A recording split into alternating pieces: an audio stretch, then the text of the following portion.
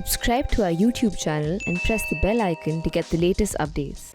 Dubbed as the Sugar Bowl of India, Lakhimpur Kheri, located about 130 km from Uttar Pradesh's capital Lucknow, is known for its high cultivation of sugarcane.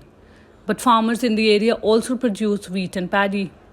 With delayed payment from mills and the low minimum price of sugarcane farmers in the district have been feeling the pinch. However, Uttar Pradesh Minister Siddharth Nath Singh, while speaking to the print, said that apart from Bajaj Super Mills, all other mills have cleared their payment. At the same time, he also said that the issue of Bajaj Mill is being taken up seriously and rest of the payment that is supposed to be made to the farmers will be done soon. Lakhimpur Kheri was in news recently after a convoy of 3 SUVs, including one allegedly owned by Union Minister Ajay Mishra's son Ashish Mishra, mowed down protesting farmers, killing 4. The violent clashes that followed led to the death of 4 others. Ashish Mishra was arrested by the Uttar Pradesh police Saturday. Farmers also want the minimum price to be increased to Rs 450 to 500 per quintal. The UP government increased the price from Rs 325 to Rs 350 last year, but the farmers claim they are yet to receive the hiked price for their produce. We spoke to a number of sugarcane farmers in the district. मिल का payment दे नहीं रही है। पिछले साल का payment अभी पूरा बकाया है और इस बार गन्ने की खरीद चाहे स्टार्ट होने वाली है, पेमेंट मिल नहीं रहा। तो आगे क्या इनसे उम्मीद की जाएगी? आप थोड़ा कुछ बता रहे थे कि गन्ने की फसलें खराब हो जाती हैं, काफ़ी प्रॉब्लम आती है। यहाँ पे गन्ने की फसलों में लाल सड़न रोग चल रहा है, रेड रोड उसे बोलते हैं। काफ़ी हद तक वो हो गया है और गन्ना खड़ा गन्ना सूख जाता है धीरे धीरे, बिल्कुल लास्ट तक ऐसा हो जाता है कि उसे आग ही लगा दो तो बिल्कुल जल जाएगा वो।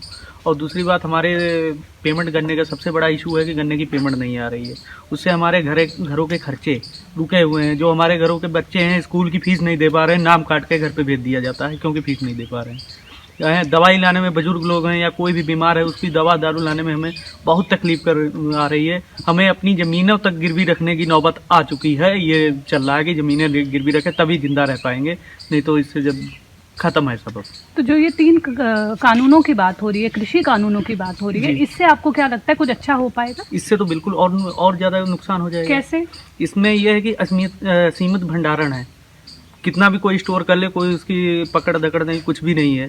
तो अपने हिसाब से जब ये भंडारण कर लेंगे, भंडारण करने के बाद में जब मार्केट में कोई भी चीज़ की शॉर्टेज आ गई, जैसे दाल का इन्होंने भंडारण किया, ज़्यादातर देखते हैं कि दाल शॉर्टेज आ जाती है दाल की, उसके बाद में एकदम से बाज़ार में आ जाती है। तो शॉर्टेज कर लेंगे तो वो अपने हिसाब से रेट निर्धारित करेंगे कि मैं अपने हिसाब से इतने में बेचूंगा। अगर किसी को चाहिए, अगर खानी है तो लानी पड़ेगी। तो इससे आम जनता, आम नागरिक पर हर एक, मैं तो ये कहूँगा कि हर एक जो खाना खाता है, रोटी खाता है, उसके ऊपर प्रभाव पड़ेगा इसका। आप लोग चाहते हैं कि ये वापस लिए जाएं? जी हाँ, ये तीनों का कृषि कानून बिल्कुल वापस होने चाहिए। आप भी थोड़ा कुछ बताएंगे, जो ये MSP का पूरा इशू है ये क्या है? MSP का इशू ये है कि हमारे यहाँ पे MSP बिल्कुल 0% मिलती है जी। किसी इक्का दुक्का आदमी को जो भी ले गया उसको मिल जाएगी, बाकी किसी को नहीं मिलती है। मिलना क्या है, MSP पे आप लेके जाएंगे, किसी भी कांटे जब लगेंगे तब तक तो अपनी आधी फसल बिक चुकी होगी। जब कांटे लग जाएंगे, आदमी लेके जाएगा, वहाँ पे बताया जाएगा कि आपका धान ख़राब हो चुका है, ये है वो है। अब मौसम की है, कोई कुछ भी हल्का फुल्का भी होगा तो इसमें 50 कमियां बताएंगे, और कमियां बताने के बाद में कहेंगे कि हमें थोड़ा बहुत कमीशन चाहिए, ये चाहिए वो चाहिए। कुछ भी करके आपके डॉक्यूमेंट्स पूरे नहीं देंगे कि आप कहीं भी ले जाइए, आप बेचिए आपका धान। आप ये धान की बात कर रहे हैं? जी। और धान है, जैसे धान है, गेहूँ है, 2 ही चीज़ों में MSP मिलती है, बाकी किसी पे नहीं मिलती है। और जो ये पूरा शुगर केन का इशू चल रहा है, इसमें सबसे बड़ी दिक्कत क्या आ रही है? इसमें सब गन्ने की है, पेमेंट से। अगर पेमेंट मिले तो हम लोग का काम आगे भी कुछ चल सकता है। और रेट नहीं कुछ भी है, 325 रुपये रेट था, इसमें 25 रुपये साल बढ़ाए तो हैं। जब और कह तो रहे, देखो जब लागू करेंगे तभी माना जाएगा। लिखने में कब लिखेंगे पर्ची पर कि नहीं लिखेंगे, इसका कुछ कहा नहीं जा सकता। लेकिन अगर वो बढ़ जाता है, 350 देने लगते हैं, उससे आप लोग संतुष्ट हैं या और होना चाहिए? और होना चाहिए। कितना कुछ आप बताइए? कम से कम 500 के ऊपर होना चाहिए।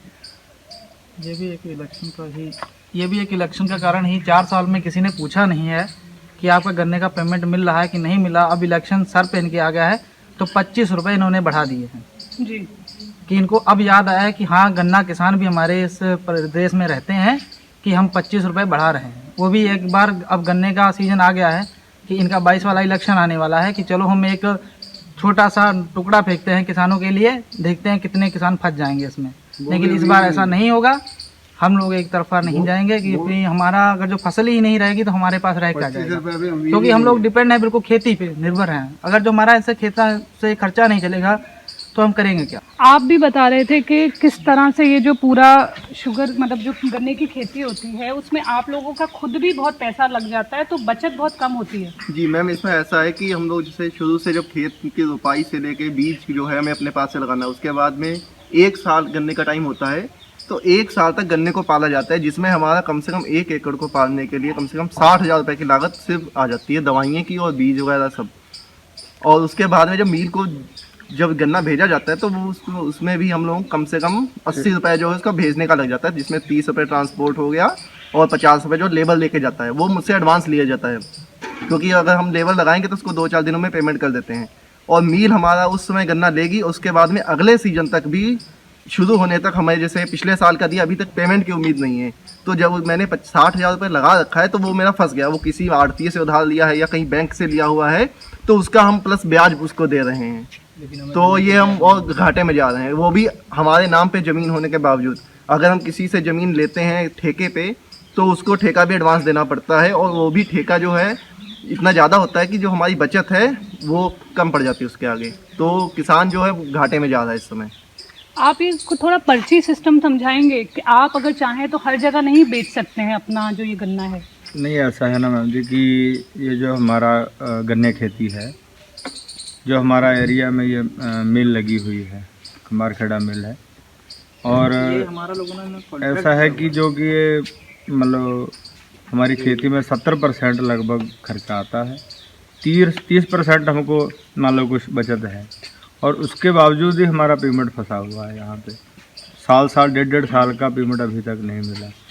मान लो अभी इधर 24 दिसंबर तक पेमेंट आया, 14 दिसंबर तक पेमेंट आया है, और आगे फैक्ट्री चलने पर है, और पिछला पेमेंट ना आगे है, 1 महीने का है। हाँ 1 महीने का पेमेंट अभी दिया है, वो आगे फैक्ट्री फिर चलने वाली है। और 2 साल की 2.5 साल की खेती है, किसान क्या करेगा, क्या खाएगा, जो खर्चे हैं बहुत बढ़ चुके हैं, 70% लागत है, उसके बाद में 30% मिलने की उम्मीद नहीं है। जो सरकार जब आई थी तो कहने लगी कि 1.5 गुना आमदन बढ़ा देंगे, और 1.5 गुना छोड़ के जो हमारी आमदन थी वो भी नहीं रह गई। खाली ये है कि यही रिक्वेस्ट है हमारी मीडिया सरकार से कि जो हमारे बारे जो किसानों पर देखना चाहिए। आप भी गन्ने की खेती करते हैं, क्या दिक्कत आ रही है आपको? दिक्कत का सर, गन्ना पूरा बिक नहीं पाता मिल में है। क्यों नहीं बिक पाता है? बिक का पैसे की ज़रूरत होती है, पैसा नगद मिलता नहीं वहाँ, तो हम लोग कोल्हू पे बेचते हैं वहाँ। अच्छा, वो लोग आपको पैसा उस टाइम नहीं दे पाते हैं उसी समय मिल से? पिछले साल बेचे रहन तो वह नहीं मिला है पैसा। पिछले साल का पैसा नहीं आया? हाँ, तो कोल्हू और मिल में कितना फ़र्क होता है पैसे का? बहुत अंतर है। वहाँ 350 में रेट है, और हम लोग अभी 210 का या 200 में बिका है गन्ना भी।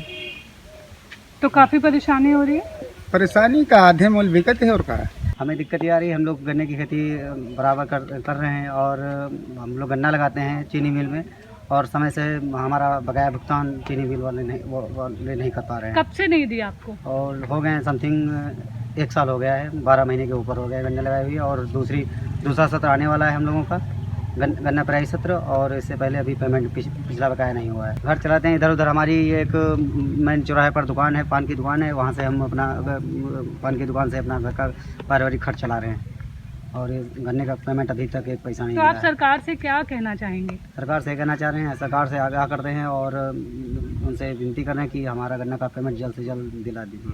अभी गन्ने का थोड़ा दाम भी बढ़ा था, 325 किया है, और हम लोग चाहिए रहे हैं कि समथिंग कम से कम होना चाहिए 450 रुपये, 450 रुपये और गन्ने का पेमेंट, तब हम लोगों का कुछ उसमें जो हम लोग लागत लगा रहे हैं उसके हिसाब से 450 होना चाहिए। With Praveen Jain, this is Neelam Pandey reporting from Lakhimpur in Uttar Pradesh.